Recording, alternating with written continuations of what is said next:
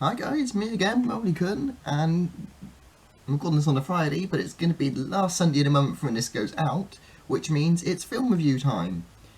Benda's not with me again, she's in America. Bit difficult to record when she's in America and I'm in the UK.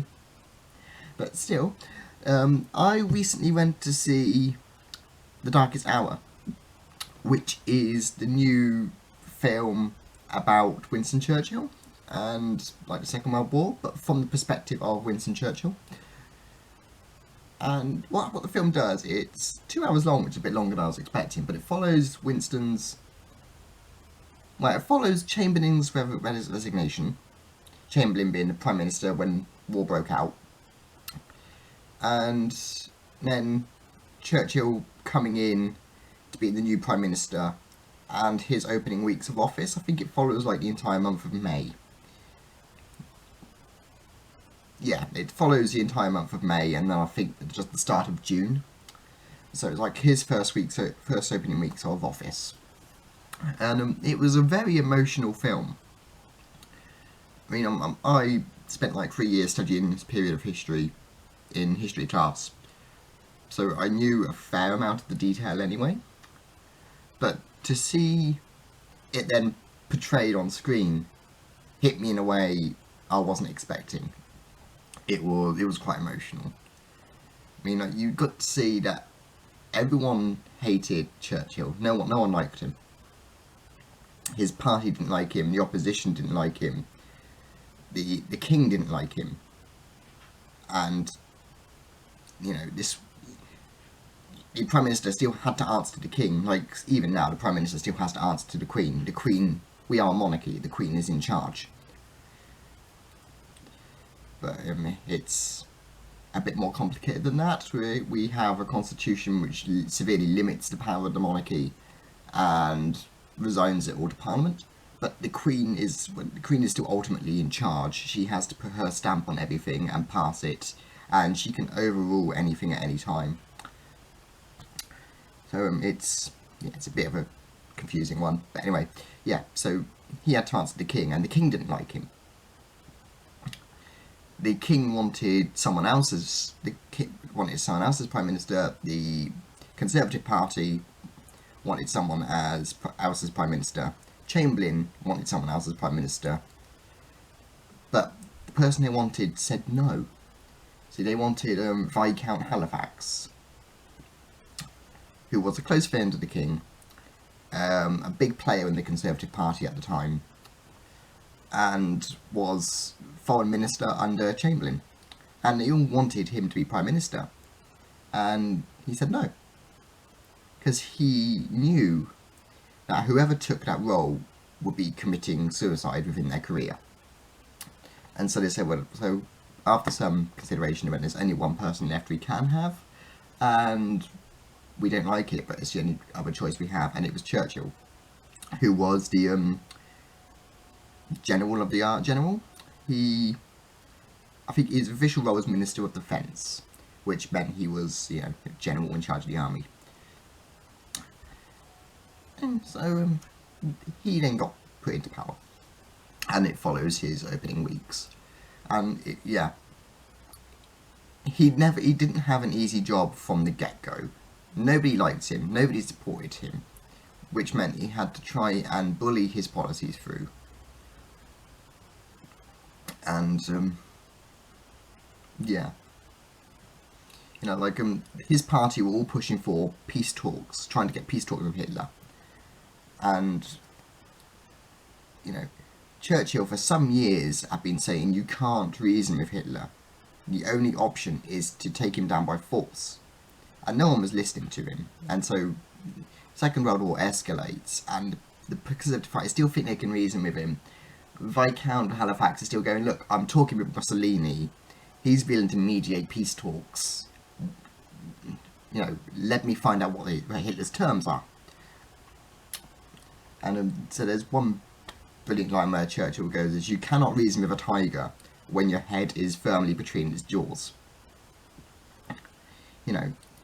But at this point, Hitler had taken Austria-Hungary, Czechoslovakia, Poland, Belgium, Holland, most of France. Pretty much all of Europe had fallen to Hitler by this point.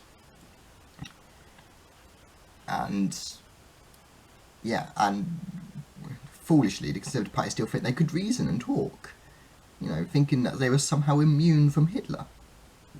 Of course, as we know from history, that wasn't the case. Hitler declared war on us and started bombing England's cities, and yeah, it didn't really work. Yeah, so Churchill said, no, we have to fight this man, we have to take him down. And it may seem impossible, but it's not. Because then the German army were using technology that Europe hadn't seen before. They had the Panzer tank, which ran on ordinary petrol, so didn't need specialist crews to carry and maintain it and keep it fueled. It could just stop at a petrol station, or gas station if you're American.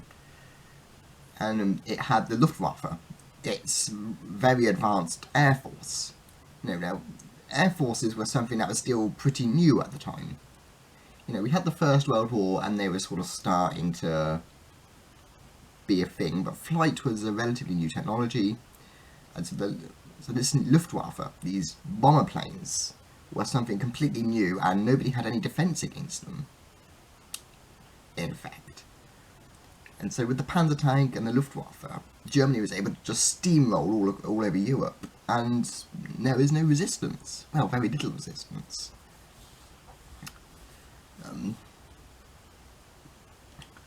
And Hitler knew this, and it made him think he was invincible, so he kept on going, wanting more and more. Right, I'm sort of turning this into a history lesson. I'm meant to be talking about the film. But, yeah. So, Churchill had that amazing job. Well, I say amazing. He had that incredibly difficult job to do. And the person who played Winston, Gary Oldman, did the part incredibly well. They cast that exceedingly well. I don't think they could have got a better person for it. But yeah, one of the first things he has to do is France has been pretty much all but taken, and Britain's forces have been pushed back to Calais and Dunkirk. Yeah, Calais and Dunkirk. And we're on full retreat. We can't fight anymore. Our only option is to back off, regroup, and possibly try another assault. And so the plan is to evacuate from Calais, evacuate from Dunkirk. And Churchill does some thinking and realises, I'm not going to get any of them out. Under the Luftwaffe constantly patrolling this English Channel, we're going to be destroyed before we can even get to Calais. And so it sends off a telegram to Calais, and this is a moment that really got me. It's you then see Calais, the brigadier in charge of that garrison, opens a letter, which says, every hour you can hold out will be of great service to the nation. Unfortunately, there will be no evacuation plan. And he gets this while walking through the field hospital, and you see people missing arms and legs from where they've been blown up by landmines, people with their skin completely burnt off where they've been hit by Luftwaffe bombings and mustard gas and all the rest of it, and so he gets that letter, and just as he finishes that letter, the Luftwaffe bomb comes and hits the field hospital. And then it cuts straight to the next scene where you're back in the War Office, and the telegram comes through, Calais has fallen, number of dead unknown. That was a very heart-hitting moment. Because I didn't realise Calais fell in my history classes. I didn't know that. And I didn't realise just how bad a situation it had been for the British forces at the time. And also for Churchill to carelessly write off that entire garrison. Yeah, it was pretty hard-hitting. Anyway, After he did that, he then ordered every civilian who owned a boat to submit it to the Admiralty, the Navy, and sent them all off to Dunkirk to get as many men out as possible. I mean, you don't see that happen, you just see him preparing for it.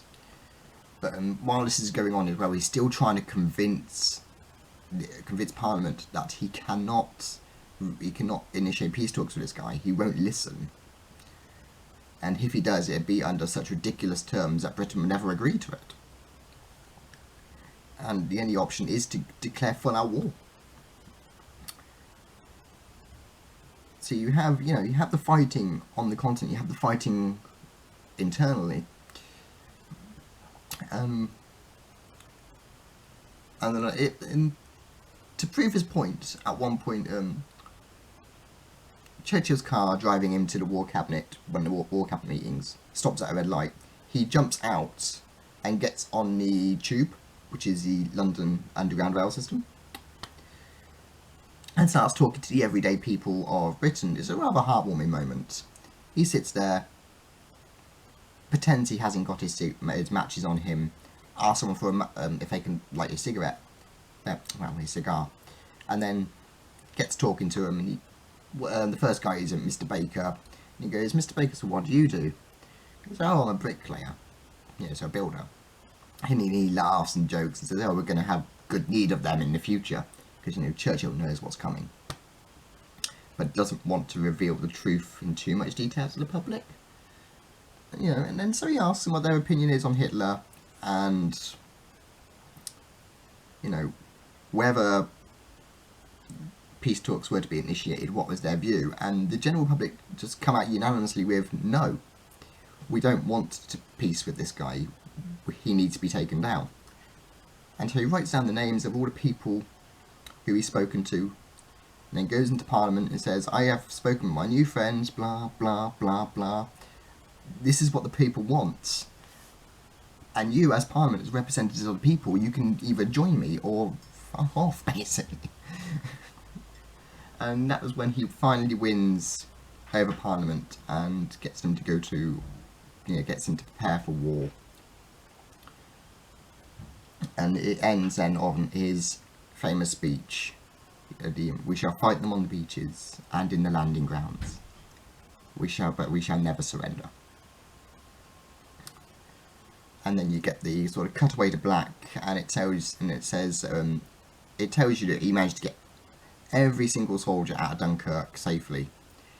And then it goes on to 5 years later, we finally declare victory over the Nazis. But it was there was a creepy moment as well. I found it creepy. They were just showing like a few seconds filler of London, and you had 3 kids running across the road all wearing Hitler masks, and that was quite creepy. I don't think it was meant to be, but it was quite creepy to see that. But anyway, all in all, it was a very emotional, very good film actually. I came out of it feeling empowered after listening to that famous speech of Churchill's. I felt like I could take on the world after that. It was beautifully cast. It was beautifully done. I think it's probably one of the better films that I've seen over the last few years. I mean, that and Murder on the Orient Express, I think, are the best 2 films I've seen in a while. So,